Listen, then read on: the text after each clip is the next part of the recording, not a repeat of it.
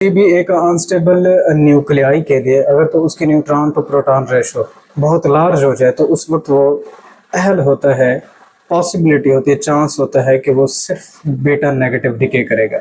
Neutron to proton ratio very small हो जाए, बहुत कम हो जाए, तो उस वक्त ऐसा न्यूक्लियाई बेटा पॉसिबिलिटी है बीटा प्लस डिके करेगा। अस्सलाम वालेकुम बेटा, chapter number 12 nuclear and particle physics first physics में जैसा कि हमने स्टार्ट किया हुआ था अपने सबका लेक्चर के अंदर बीटा डिके और उसकी टाइप बीटा नेगेटिव डिके को हमने डिटेल में देखा था। एक बात हमने जानी थी कि किसी भी एक अनस्टेबल न्यूक्लियाई के लिए अगर तो उसकी न्यूट्रॉन टू प्रोटॉन रेशो बहुत लार्ज हो जाए तो उस वक्त वो अहल होता है, पॉसिबिलिटी होती है, चांस होता है कि वो सिर्फ बीटा नेगेटिव डिके करेगा। आज है हमारे पास बेटा टॉपिक बीटा प्लस डिके, दूसरी टाइप है बीटा डिके की।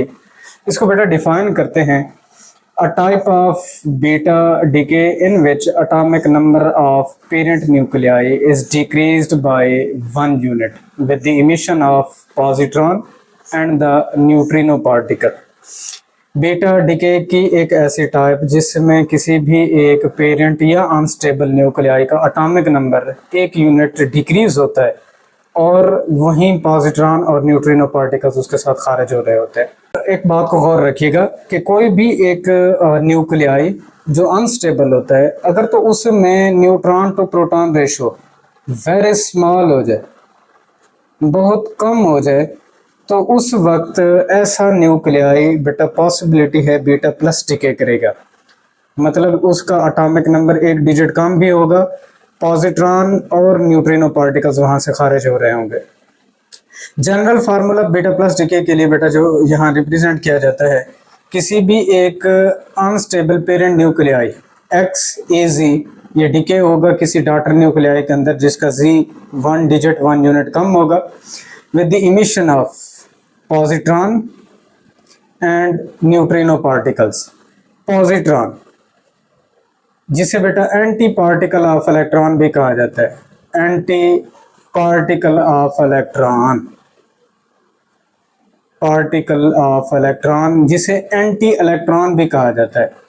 ये सारे नाम याद रखिएगा, एमसीक्यूज में वो थोड़ा सा घुमा देता है। एंटी इलेक्ट्रॉन जिसका चार्ज इलेक्ट्रॉन के चार्ज के अपोजिट लेकिन मास इलेक्ट्रॉन के बराबर होता है, एंटी पार्टिकल ऑफ इलेक्ट्रॉन यानी कि पॉजिट्रॉन कहलाता है बेटा।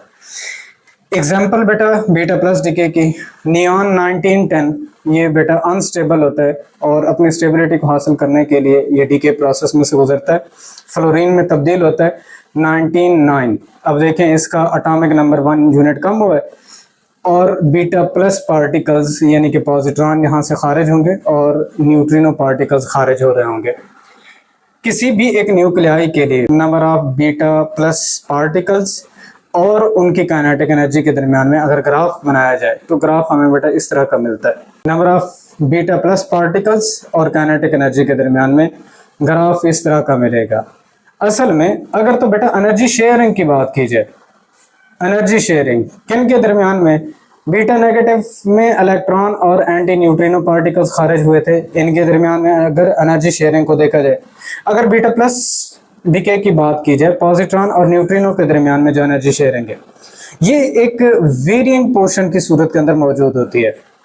अगर तो एनर्जी शेयर की बात की जाए, अगर एनर्जी सम की बात की जाए इलेक्ट्रॉन एंटी न्यूट्रिनोज के दरमियान में, ठीक है बेटा, और इसी तरह से पॉजिट्रॉन और न्यूट्रिनोज के दरमियान में अगर देखें तो ये एनर्जी का जो सम है ये हमेशा कॉन्टिन्यूअस होता है, एक रेंज में होता है, 0 से मैक्सिमम वैल्यू तक लाई कर रहा होता है, 0 से बेटा मैक्सिमम वैल्यू तक लाई कर रहा होता है।